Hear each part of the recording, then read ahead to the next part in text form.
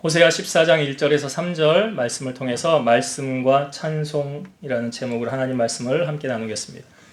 예수님은 12제자를 부르셨습니다. 그 부르시는 과정을 보면 기도하시고 밤새 주님이 기도하시고 사람을 선택하여 제자를 삼으신 것을 보게 됩니다. 그러니까 예수님도 모든 일을 결정하실 때 기도하고 하셨어요. 그러니까 우리가 어떤 일을 행함에 있어서 가장 먼저 선행되어져야 하는 것은 바로 기도입니다. 왜 그럴까요? 기도하면 하나님의 도우심을 경험하게 되기 때문에 그래요. 우리가 오전에 말씀도 나누었지만 기도하면 승리합니다. 그러나 기도하지 않으면 패배합니다. 예수님이 12제자 가운데 12명의 이름은 다 모르더라도 여러분이 2명은 확실하게 알 거예요. 예수님의 수제자인 베드로, 또 예수님을 30에 팔아먹은 가룟 유다. 이 두 사람은 12명 중에서 다른 사람은 잘 몰라도 이 두 사람은 잘 알 겁니다. 그런데 이 두 사람이 예수님을 따라다니면서 큰 잘못을 저지르게 되죠. 예수님이 이제 십자가를 지시기 전날 세족식을 하십니다. 수건을 두르시고 제자들의 발을 씻어주면서 내가 주와 선생이 되어 너에게 본을 보였노니 너희도 이렇게 행하라. 그리고 난 다음에 성만찬식을 행하십니다. 이 떡은 내 살이니 이것을 먹으라. 또 이 잔은 내 피니 이것을 마시라. 그리고 나를 기념하라. 그리고 난 다음에 주님이 말씀하십니다. 너희들이 다 나를 떠날 것이니라. 그러니까 실제로 예수님 십자가 때 제자들 다 떠났잖아요. 그러니까 수제자인 베드로가 뭐라고 그러냐면 다른 사람은 다 주를 떠날지 몰라도 저는 주님을 떠나지 않겠습니다. 라고 이야기를 해요. 그때 예수님은 베드로에게 이렇게 말씀하시죠. 네가 닭 울기 전에 나를 모른다고 3번 부인할 것이니라. 예수님은 이 말씀을 하시기 전에요. 사탄이 자기에게 베드로를 청구했었대잖아요. 그러나 내가 너 믿음이 떨어지지 않기를 기도하였노니 너는 돌이킨 후에 내 형제를 굳게 하라 라고 말씀하십니다. 그리고 나서 예수님 잡혀가실 때 멀찍이서 불을 쬐다가 너도 예수님과 함께 다니지 않았느냐? 난 모른다고 베드로가. 하여튼 3번 저주하면서까지 부인하지 않습니까? 3번째 부인했을 때 닭이 울지요. 그리고 나서 예수님하고 눈이 마주칩니다. 마태복음 26장 75절. 이에 베드로가 예수의 말씀에 닭 울기 전에 네가 3번 나를 부인하리라 하심이 생각나서 밖에 나가서 심히 통곡하니라. 자기는 부인하지 않을 줄 알았지만 예수님은 이미 알고 계셨죠. 너 나를 모른다고 3번 부인할 거야. 그리고 나서 예수님하고 눈이 마주쳤다는 거 아니에요? 그 다음에 베드로가 한 행동은 무엇이었습니까? 밖에 나가서 심히 통곡하였더라. 그러니까 예수님의 말씀이 생각이 나서 밖에 나가 통곡했다는 거예요. 통곡했다는 건 돌이켰다는 것을 말씀하고 있죠. 회개했다는 걸 말씀하고 있죠. 반면에 유다는 예수님을 은30에 팝니다.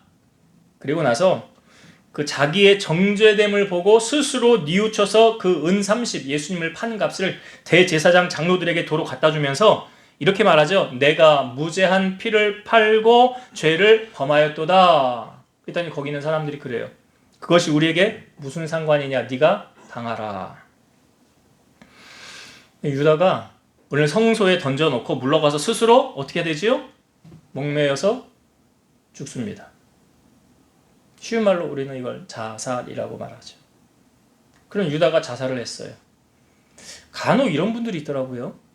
자살을 하면 다 지옥을 갑니까? 아니, 천국을 갈 수도 있지 않습니까? 과연 그럴까요? 10계명을 범했잖아요, 일단.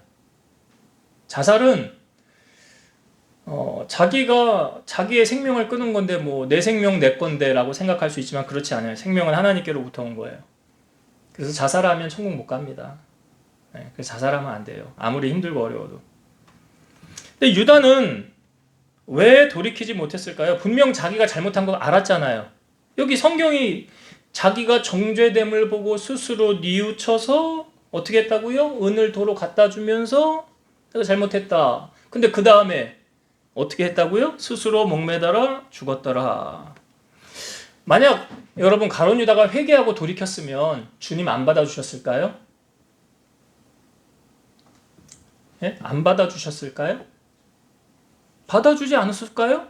왜냐하면 요한일서 1장 9절에 만일 우리가 우리 죄를 자백하면 그는 미쁘시고 의로우사 우리 죄를 사하시며 우리를 모든 불의에서 깨끗하게 하실 것이요. 회개하고 돌이켜서 돌아오면, 아니 지금 베드로가 그런 거 아니에요? 베드로 어떻게 했다고요? 심히 나가서 통곡하였더라.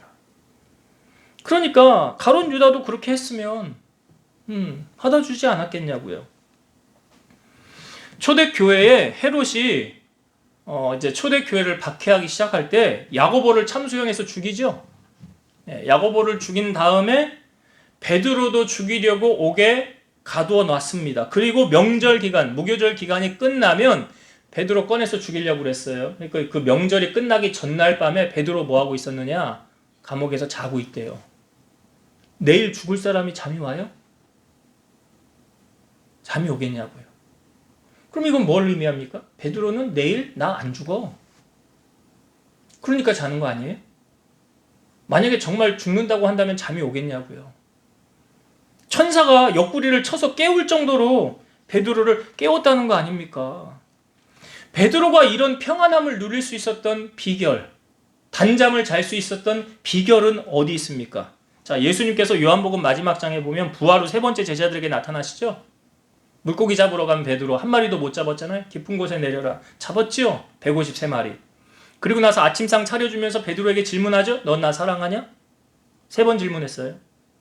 그리고 난 다음에 주님이 베드로를 향하여 이렇게 말씀하십니다. 네가 젊어서는 스스로 띠뛰고 네가 원하는 곳으로 다녔거니와 늙어서는 내 팔을 벌리리니 남이 내게 띠띠우고 원하지 아니하는 곳으로 데려가리라. 그 다음에 왜 이 말씀을 하셨냐? 그 다음에 설명이 이렇게 나와요. 이 말씀을 하심은 베드로가 어떠한 죽음으로 하나님께 영광을 돌릴 것을 가리키심이러라. 그러니까 베드로가 한 67년도 정도에 죽었다고 그래요.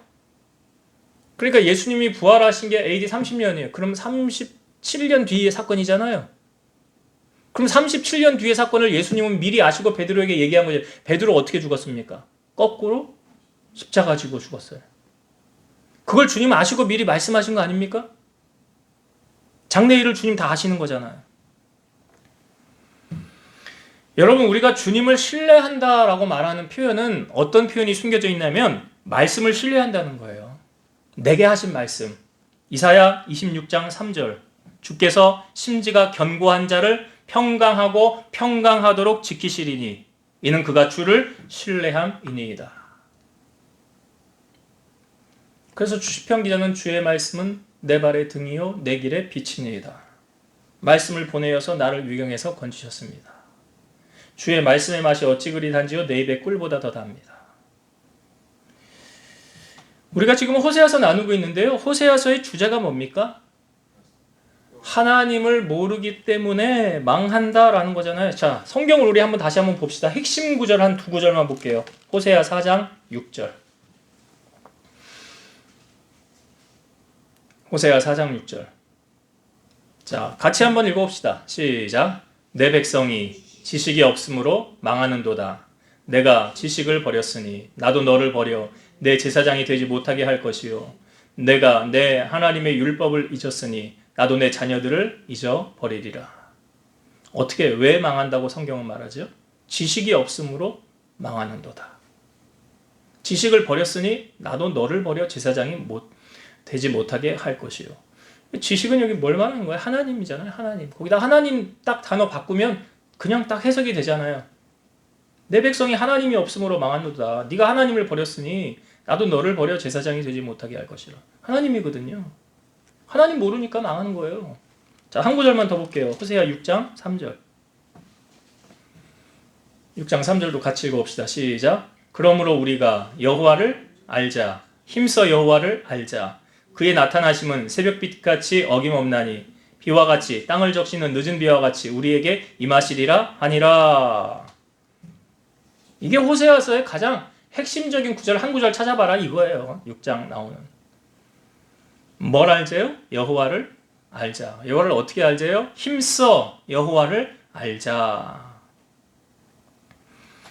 그러니까 하나님을 아는 지식에서 자라가라 라는 거예요. 골로새서 1장 10절. 주께 합당하게 행하며 범사에 기쁘시게 하고 모든 선한 일에 열매를 맺게 하시며 하나님을 아는 것에 자라게 하시고.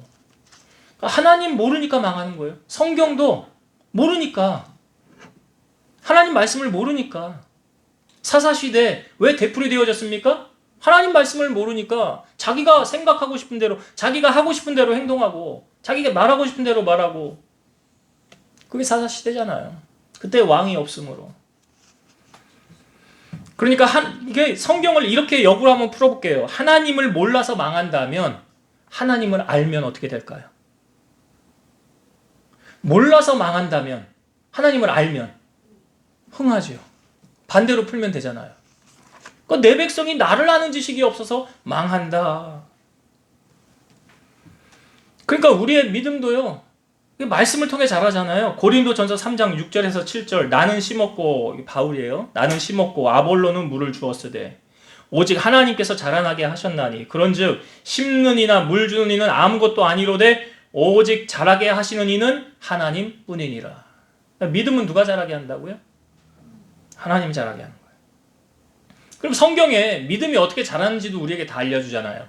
로마서 10장 17절, 믿음은 들음에서 나며 들음은 그리스도의 말씀으로 말미암느니라. 그러니까 말씀을 들어야 뭐가 자라요?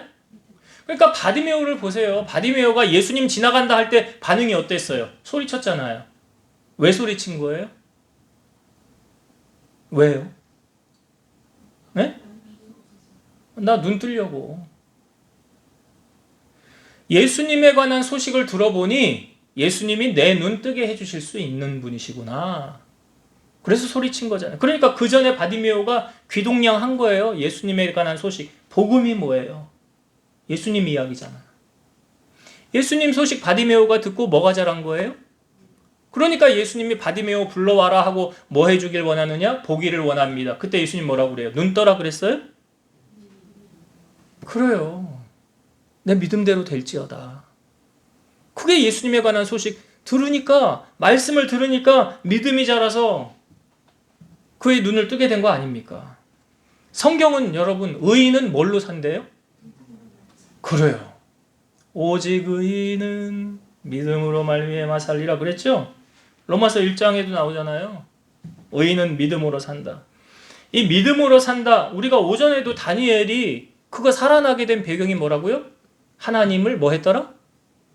믿음이었더라. 믿음이었더라. 그러니까 의인은요, 예수 그리스도로 인하여 사는 거예요. 우리가 이 땅에 살 때 선과 악을 구분하면서 판단하면서 살아가야 되는데 이 선과 악을 판단하는 기준이 뭡니까? 말씀이에요. 이게 말씀이에요. 그래서 크리스찬은 성경적인 세계관을 가져야 되는 거예요. 그래서 하나님이 싫어하는 거면 나도 싫어해야 되고요. 하나님이 기뻐하는 거면 나도 기뻐해야 되는 거예요. 이게 성경적인 사고관이에요. 말씀을 가장 최우선순위에, 미국에 대통령 임기 시작할 때 선서 어디다가 손 얹어놓고 시작합니까? 성경책 위에. 하나님의 말씀에. 가장 높은 권위에 있는 게 말씀이에요. 그래서 오늘 호세아서가 이제 마지막 장이죠. 우리 14장. 지금 마지막 장을 하고 있어요. 이 14장 마지막 절에 뭘 강조하는가 보세요. 자, 1절과 2절. 제가 2절 중반까지만 읽어볼게요. 1절과 2절 말씀. 이스라엘아, 내 하나님 여호와께로 돌아오라. 내가 불의함으로 말미암아 엎드려졌느니라. 너는 말씀을 가지고 여호와께로 돌아와서 아뢰기를 모든 불의를 제거하시고 선한 바를 받으소서. 하나님 앞에 다시 돌아오라라고 말하죠. 돌아오라. 이 돌아오라는 이 말은 뭐예요? 세상으로 나갔었다는 거죠. 사실은 주님에게서 마음이 떠나갔었다라는 말 아니에요? 만약에 마음이 하나님께 가 있으면 돌아오라는 말을 안 하지요. 나 하나님께 마음 가 있는데?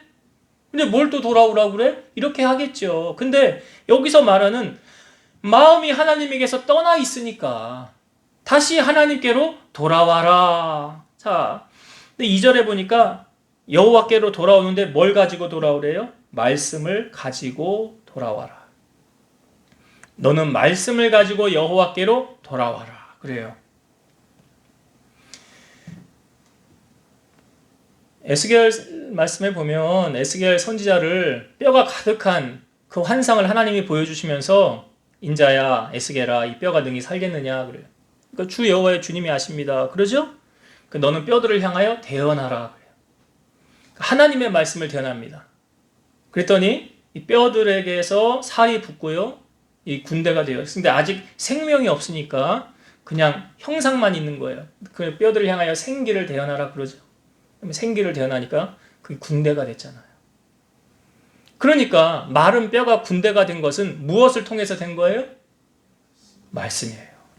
말씀.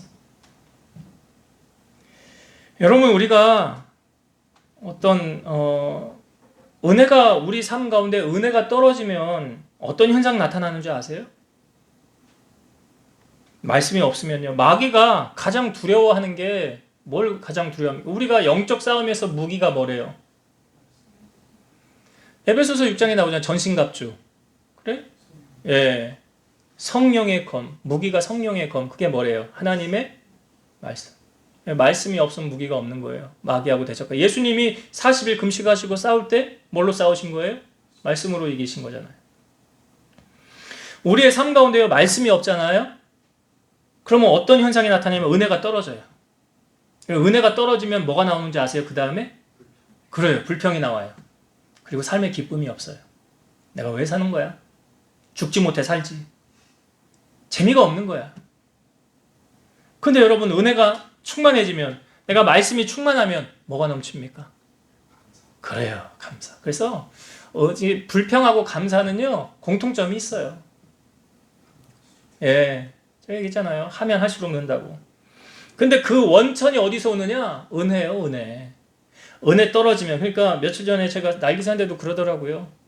우리가 고난을 닥쳤을 때 그 고난을 이길 수 있는 힘, 그게 피해지지 않는데 그것을 감당하며 이길 수 있는 힘이 오는 것을 그 은혜라고 그래요, 그게. 그전에는 내가 그 은혜가 없어서 그 고난 앞에 주저앉아 넘어졌지만 이제는 그 은혜가 내게 임하니까 고난을 맞서서 싸워서 이길 수 있게 되더라. 그러니까 은혜가 충만하면 감사가 넘치죠. 그 다음에 삶의 기쁨이 넘쳐요. 그 다음에 얼굴에 미소를 짓게 돼요. 하나님 뜻대로 살게 돼요. 항상 기뻐하고 쉬지 말고 기도하고 범사에 감사하고 이게 하나님 뜻이라며요. 그렇게 살아가게 된다고요. 그러니까 내가 지금 은혜가 충만한가 그렇지 않은가는 뭘로 알 수 있냐면 내가 지금 감사가 넘쳐나고 있는가, 불평이 넘쳐나고 있는가. 그래서 고난을 이길 힘을요, 은혜가 임하면 이기게 돼요. 여호와를 앙망하는 자는 어떻게 된대요? 독수리가 날개침이 올라감 같은 새 힘을 주신대잖아요. 능력을 주신대잖아요. 그럼 여러분, 우리의 삶의 기쁨이 넘치게 하려면 어떻게 하면 삶의 기쁨이 넘칠 수 있을까요? 이게 성경에 답이 있어요. 야고보서 5장 13절. 너희 중에 고난 당하는 자가 있느냐? 그는 뭐예요? 기도할 것이요. 즐거워하는 자가 있느냐? 그는 뭐예요? 찬송할지니라. 여기 답이잖아요. 고난 당하느냐? 지금? 그러면 기도해. 기도하라고. 그럼 그 고난 이기게 하신다고. 그러니까 고난이요, 피해지는 게 아니라 그전에는 감당을 못했지만 능력이 임하면 그걸 뛰어넘는다고요. 그 다음에 너 기쁨이 없니? 그러면 성경이 알려주잖아요. 즐거워하는 방법이 있어. 즐거워하는 방법 어떻게 하면 되느냐? 찬송하면 즐거워져. 하박국 선지자가요, 그 나라를 잃을 위기 앞에서 사실은 하박국서를 쓴 거거든요. 그리고 하박국이 이해 못하는 게 있었어요. 의인이 득세하고 악인이 득세하고 의인이 핍박을 당하는 거예요. 현실을 바라보니까 이해가 안 되는 거예요. 거기도 의인은 믿음으로 말미암아 살리라라는 구절이 있잖아요. 하박국에도. 근데 이 하박국의 결론 부분의 말씀, 우리가 주로 하는 찬양의 가사가 있죠. 하박국 3장 17에서 19절. 비록 무화과 나무가 무성하지 못하며 포도나무에 열매가 없으며 감람나무에 소출이 없으며 밭에 먹을 것이 없으며 우리의 양이 없으며 외양간에 소가 없을지라도. 그러니까 뭐예요? 세상적인 조건에는 감사할 조건이 하나도 있어요, 없어요? 없어요. 근데 그 다음 뭐라고 그래요? 나는 여호와로 말미암아 즐거워하며 나의 구원의 하나님으로 말미암아 기뻐하리로다. 세상적인 조건, 감사할 조건 아무것도 없어도요, 주님 한 분으로 나는 만족해요. 주 여호와는 나의 힘이시라. 나의 발을 사슴과 같게 하사 나를 나의 높은 곳으로 다니게 하시리로다. 이 노래는 지휘하는 사람을 위하여 그 수금에 맞춘 것이니라. 여기 제가 왜 이 마지막 구절을 읽었냐면 지금 하박국이 뭐 한 거예요? 노래라고 표현하잖아요. 찬양한 거잖아요. 찬송한 거잖아요. 여호사밧이 모압과 암몬 이 연합군들이 쳐들어올 때요, 여호사밧이 백성들에게 금식을 선포합니다. 그리고 하나님께 부르짖어 기도하라고 합니다. 그 여호사밧이 기도했던 유명한 내용이 이거죠. 우리 하나님이요, 그들을 징벌하지 아니하시나이까. 우리를 치러 오는 이 큰 무리를 우리가 대적할 능력이 없고 어떻게 할 줄도 알지 못하옵고 오직 주만 바라보나이다. 그러니까 싸울 준비 태세가 전혀 안 됐다는 거예요. 그 다른 말로 위기라는 거 아니에요? 성경에 보니까 여호사밧이 두렵고 떨렸더라 그랬어요. 어떻게 해야 될지를 모르겠다는 거 아닙니까? 근데 그 상황에서 그냥 여호사밧이 선택한 건 뭐냐? 처음은 기도였어요. 자, 근데 그 다음에 야하시엘이라는 사람에게 하나님의 말씀이 임합니다. 그 말씀을 선포해요. 선포된 내용이 이거예요. 여호와께서 이같이 너희에게 말씀하시기를 너희는 이 큰 무리로 말미암아 두려워하거나 놀라지 말라. 이 전쟁은 너희에게 속한 것이 아니요 하나님께 속한 것이라. 이 전쟁에는 너희가 싸울 것이 없나니 너희와 함께한 여호와가 구원하는 것을 보라. 내일 그들을 맞서 나가라. 여호와가 너희와 함께하리라. 이게 무슨 내용이야? 하나님이 대신 싸워주겠다는 내용 아닙니까? 너희가 싸울 거 없어. 걱정하지 마라. 내가 너희와 함께 할 거야. 너희들 그냥 맞서 나가서 나가기만 해라 그거죠? 내가 너희와 함께 하리라. 그러니까 하나님의 말씀이 임했잖아요. 그 말씀을 받아서 이 여호사밧이 나가는 거예요. 근데 나갈 때 여호사밧이 어떻게 했냐면 노래하는 자들을 택하여서 거룩한 예복을 입히고 군대 앞에서 행진하면서 그들이 여호와를 찬송합니다. 이렇게 찬송했어요. 여호와께 감사하세 그의 인자하심이 영원하도다. 그렇게 찬송했거든요. 찬송하였는데 성경에 이렇게 표현되어져 있어요. 그 노래와 찬송이 시작될 때에 여호와께서 복병을 두어 유다를 치러 온 암몬과 모압과 세일산 주민들을 치게 하심으로 그들이 패하게 되었더라. 복병을 뒀대요. 성경을 아무리 봐도 복병이 어느 군사인지 안 나오는데요. 이렇게 일하셨더라고요. 모압과 암몬이 연합해서 세일산 주민들을 치고 그 세일산 주민들을 다 친 다음에 또 모압하고 암몬하고 서로 치고받고 싸우더라. 연합을 해서 사실은 남유다 여호사밧을 쳐야 되는데 자기들끼리 서로 치고받고 싸우게 하셨더라. 여러분, 이 기적이 언제 나타났다고요? 찬송 부를 때. 찬송 부를 때. 여러분, 우리는 하나님을 향하여 찬송할 때 어떻게 합니까? 여러분, 전심으로 하십니까? 저는 예배의 시작은 찬송이 시작되면 예배가 시작된다라고 생각해요. 우리가 오전 예배 10시 50분부터 10분 전부터 찬양을 시작하죠? 그럼 그때부터 예배는 시작이 되는 거예요. 물론 그 전에 와서 기도로 준비하고 예배를 임해야 하나님이 준비된 그릇에 더 큰 은혜를 부어주시지 않을까요? 늦게 와서 헐레벌떡 와서 예배에 참석하면 물론 그래도 콩고물 같은 은혜라도 하나님이 주시겠지만 예배를 참석하지 않는 사람보다야 낫겠지만 그래도 하나님께 대한 예의를 갖추고 우리가 예배의 자리에 임하여야 하지 않을까. 왜요? 여러분, 우리는 하나님하고 대통령하고 누가 더 높다고 얘기를 해요? 근데 대통령하고 약속하면 지각할 거예요? 지각할 자신 있어요? 안 할 거잖아요. 대통령하고 약속할 리가 없겠지만 분명히 지각 안 할 거라고요. 근데 하나님하고 약속은요? 여러분, 우리가 찬양을 할 때요, 어떻게 해야 되느냐? 전심으로 해야 돼요. 그러니까 외부와의 차단을 끊어야 돼요. 휴대폰, 예배 중에 휴대폰 하는 거, 돌아다니는 거, 그건 솔직히 전심으로 하나님을 찬양하는 거 아니잖아요. 여러분이 더 잘 알잖아요. 그게 전심으로 하는 겁니까? 오직 전심은 뭐냐면요, 안테나를 하나님을 향하여 맞추는 거예요. 다윗이 그 법궤를 옮길 때 어떻게 했습니까? 성경을 여러분 보시면 알잖아요. 여호와 앞에서 힘을 다하여 했다고요. 여러분, 하나님 앞에 정말 하나님 마음에 드는 사람 되고 싶지 않으세요? 그래야 하나님이 이뻐하고 하나님 복을 주실 거 아니에요. 그럼 내가 하나님 앞에 내가 하나님이 이만큼 생각해요. 그런 게 어디서 보여져? 물론 삶을 통하여 보여져야 되겠죠.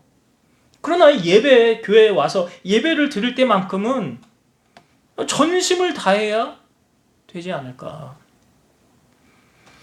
여러분, 우리 소원은 어떻게 하면 이루어진대요? 여호와를 기뻐하면 이루어진대잖아요. 그죠? 시편 37편 4절, 또 여호와를 기뻐하라. 그가 내 마음의 소원을 내게 이루어 주시리로다. 소원 어떻게 하면 이루어진다고요? 하나님 기쁘시게 하면.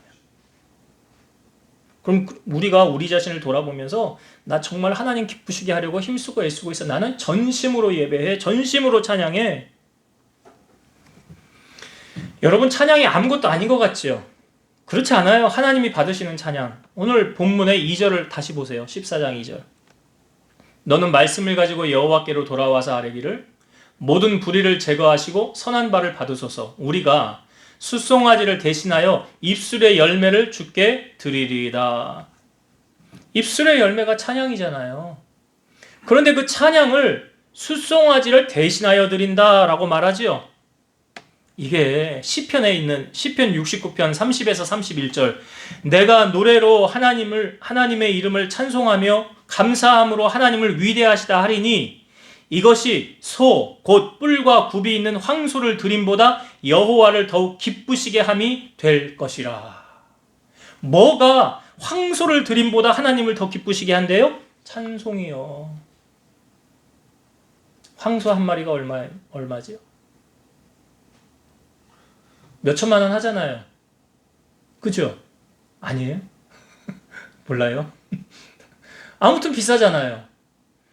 황소 한 마리 값어치만큼 헌금을 드리는 거하고 찬양 한 곡을 온전히 하나님 앞에 올려드리는 거하고 선택하려면 뭐 선택하실래요? 그렇지.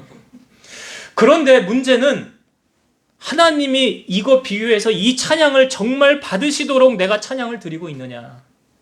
그러니까 그 값어치를 하고 있느냐. 내가 드리는 찬양이 황소 한 마리의 값어치를 하고 있느냐. 저는 오늘 오전에도 찬양을 할 때 제 마음이 너무 기쁘고 벅찼어요.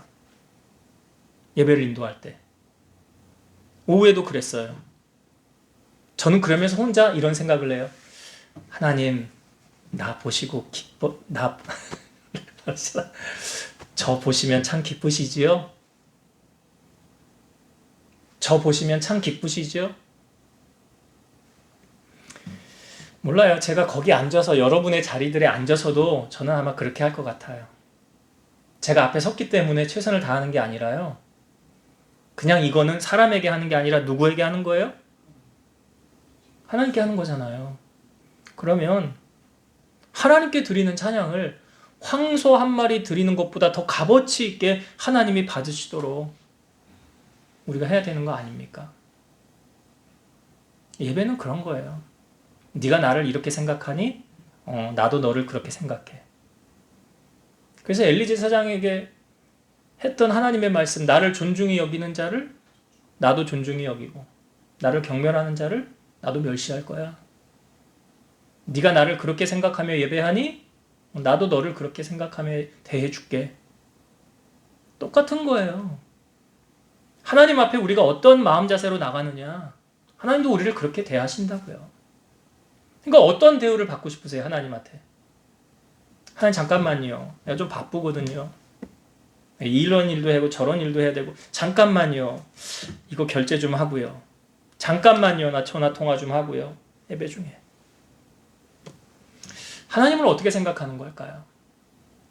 그런 모습이 우리가 하나님 앞에서의 바른 모습인가, 그렇지 않은가 판단하고 평가는 물론 제가 하지 않습니다. 하나님이 하십니다. 분명한 사실은 하나님께 존중을 받고 싶다면 하나님을 존중히 여기며 예배 자리에 나아가야 돼요. 전심을 다해서 하나님을 찬송하고 예배해야 돼요. 그래 하나님 만나주시지 않겠냐고요. 나를 간절히 찾는 자를 내가 만나주리라 그랬잖아. 아니 뭐 만나주면 만나고 에이 아니면 말고. 우리가 저번 주에 초대교회가 시작하게 된 배경, 예수님 하늘로 승천하시고 제자들이 마가의 다락방에서 모여서 기도할 때 어떻게 기도했다고 그랬어요? 강도가 목을 찌르는 때 힘을 받쳐서 하는 것처럼 전심으로. 그럴 때 하나님이 만나주시는 거예요. 그러니까 나의 안에 간절함이 없으면 하나님도 그렇지 않아요. 그럼 우리가 하나님을 향한 얼마만큼의 간절함으로 나아가느냐, 이게요 언제부터 시작되는지 아세요? 사실은 제가 그래서 토요일 날은 뭐 하는 날이라고 그래요? 예, 다음날 은혜 받을 준비하는 날이라고 그러잖아요. 미리부터. 집에서부터 출발할 때부터 나의 예배는 시작이 되어지는 거예요. 근데 그 마음가짐부터. 그래서 하나님은 절대로, 우리가 삭개오 보잖아요. 예수님 나무 위에 있는 삭개오 그냥 지나갈 수 있죠. 근데 어떻게 하셨어요? 멈췄잖아요. 왜 멈췄어요? 삭개오가 주님 만나기를 간절히 원했잖아요. 그러니까 멈추신 거예요. 그리고 이름 불러주시잖아요. 아시잖아요. 머리털 끝까지 다 세심. 여러분 여기 앉아서 예배드릴 때 무슨 마음 무슨 생각을 하는지 하나님 모르시겠어요? 다 아세요. 다 아신다고요. 그래서 우리가 복은 아무나 받는 게 아니구나. 하나님 앞에 내가 행한 것만큼 받는 거지 그 이상도 아니에요. 그 이하도 아니고. 내가 어떻게 하나님을 경배하며 예배하며 나아가고 있느냐. 하나님과 중심을 보시는 거예요. 그래서 다윗은 내 마음에 합한 자라. 힘을 다하여 예배했는데 뭐 그거 하나만 봐도 뭐 사실 다른 거 볼 거 없잖아요. 우리가 하나님을 어떻게 생각하는지. 하나님 그 중심을 보시는 거예요. 말씀을 정리하고 마치겠습니다. 여러분, 우리가 이 말씀을 살아감에 있어서 붙들어야 될 건 뭐냐면 말씀을 붙들어야 삽니다. 그래서 예배의 자리에 통과하지 않고는 세상을 이길 수 없습니다. 말씀을 듣지 않고는 믿음이 자랄 수가 없습니다. 성경이 나오는 믿음은 들음에서 무엇을? 하나님 말씀을 들음으로.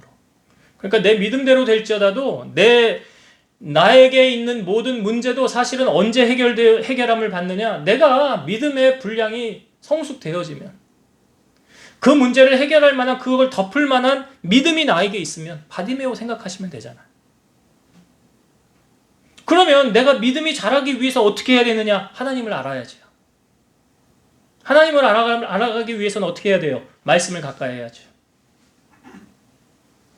밥 3끼는 먹으면서 성경을 안 읽으면 하나님을 모르는 거 아니에요? 말씀을 알아야지. 나 밖에 너를 구원할 신이 없다고 우리가 저번 주 말씀에 나왔잖아요. 나 밖에 너를 구원할 신이 없느니라. 하나님만이 나의 도움이 되시는데 하나님을 알아가야지. 하나님을 모르면 망한다고 그랬잖아요. 아까.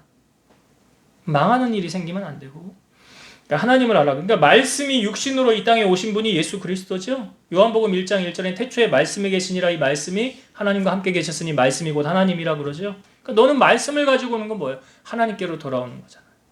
그래서 여러분들이 말씀으로 무장을 해야 마귀와 싸움에서 이길 수 있는 것이고, 말씀을 가까이 해야 내 영이 윤택해지는 거예요. 그래야 무엇으로 연결돼요? 내 삶에 감사가 나온다고요. 내가 왜 사는지 존재의 이유, 목적을 알게 된다고요. 하나님 왜 나를 부르셨는지 정확하게 알 수 있게 되니까 사명이 확실해지려면 뭐 하라고 그랬어요? 수요일 날 말씀 나눴잖아요. 기도하면 사명이 확실해진다고 그랬죠? 그래서 우리가 세상의 재물, 사람 붙들려고 하지 마시고 하나님 말씀을 붙잡는 자가 돼야 된다. 그리고 여호와를 기쁘시게 하면 내 소원이 이루어진다고 그랬죠? 하나님 어떻게 하면 기쁘시게, 오늘 말씀에 나오잖아요. 여호와를 기쁘시게 하는 것. 이런 이야기가 있잖아요. 천국에 하나님을 대항하는 천사가, 루시퍼가 이 땅에서 쫓겨나서 마귀가 됐는데 그 루시퍼가 하는 역할이 뭐였느냐? 찬양을 담당하는 천사였다고. 그래서 천국엔 지금 찬양이 없다고. 우리가 드리는 찬양을 하나님이 얼마나 기쁘게 받으시냐고요. 황소 한 마리보다 더 값어치 있는 찬양을 여러분들이 하나님 앞에 올려드리길 바라요. 그렇게 된다면 하나님 기뻐하시고 그 다음에 무엇으로 연결을? 내 소원이 이루어지는 거예요. 내 소원. 그래서 하나님을 찬송함이 여호와를 더욱 기쁘시게 해드린다는 이 사실 통하여서 여러분들의 삶에 이런 찬양이 넘치게 되길, 풍성케 되기를 주의 이름으로 축원드립니다. 기도하겠습니다. 지금도 살아서 역사하시는 하나님, 우리가 이 시간 하나님을 예배하며 하나님을 찬송하며 또한 주님이 주시는 그 말씀의 은혜를 이 시간 함께 나누었습니다. 우리 사랑하는 성도들, 하나님을 향하여 전심으로 나가길 원합니다. 왜 다윗이 하나님 마음에 기뻐하는 자였는지, 그는 법궤를 옮기면서도 하나님 앞에 힘을 다하여 행하였다고 했습니다. 하나님, 우리도 하나님 앞에 나아갈 때 우리 하나님 앞에 나가는 모든 방해하는 것들 다 가지치고 없애버리고 오직 하나님께만 전심으로 나아갈 수 있는 우리 성도들 되게 하시고, 우리의 믿음이 하나님 앞에 검증되어지고 보여짐을 통하여서 여호와를 기쁘시게 하라. 그러면 내 마음의 소원이 이루어지리라 하셨사오니, 이런 하나님의 은혜 누리며 살아가게 하시고 여호와께서 기뻐하시는 찬양을 올려드리며 날마다 우리의 입술에는 감사가 넘쳐나게 하셔서 하나님의 은혜 가운데 그 어떠한 시련과 어려움도 능히 이겨나가게 하시고 승리하는 인생 살아가는 우리 성도들 다 되게 하여 주시옵소서. 이제는 우리를 모든 죄악 가운데서 구속하신 예수 그리스도의 은혜와 하나님의 사랑하심과 성령님의 내주 교통 인도 역사 충만케 하심이 사랑하는 성도들 머리 위에, 저들 가정 위에, 이 재단과 나라와 민족 위에 이제로부터 영원토록 함께 있을지어다. 아멘.